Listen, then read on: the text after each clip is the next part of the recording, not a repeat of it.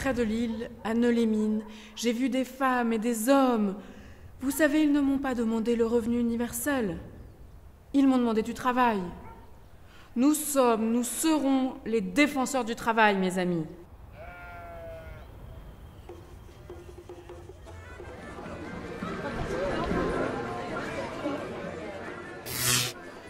Google, Apple, Facebook, Amazon, Microsoft, GAFAM. Ce sont des entreprises immorales qui passent leur temps à se soustraire au fisc. Eh bien, nous ne le permettrons plus. Parce que ce sont par les plateformes que l'on détricote le droit du travail et qu'on ubérise toute la société. Ce qui, paraît-il, est un idéal pour les jeunes gens pétaradants type jeunes banquiers.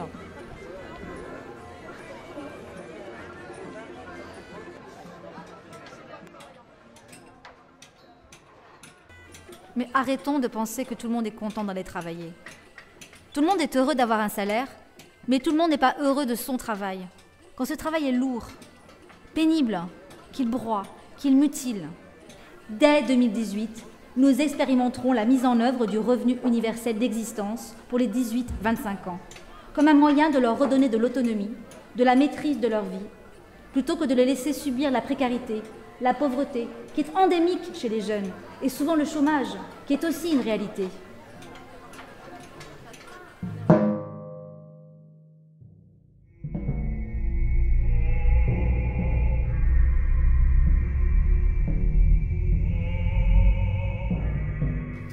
J'ai été entendue pendant 4 heures par la police.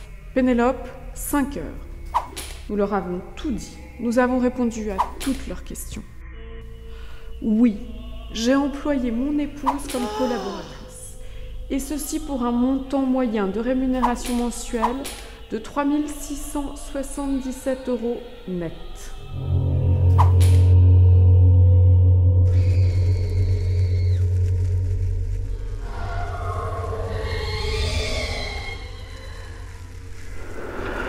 Nos prestations sociales, parce qu'elles sont distribuées à ceux qui viennent du monde entier, sont en passe de ruiner nos systèmes sociaux au détriment de nos compatriotes en difficulté.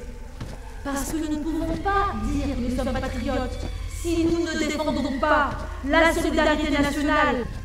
C'est la raison pour laquelle, dans le logement social, l'emploi, nous établirons la priorité nationale. Et ce principe sera inscrit dans la Constitution.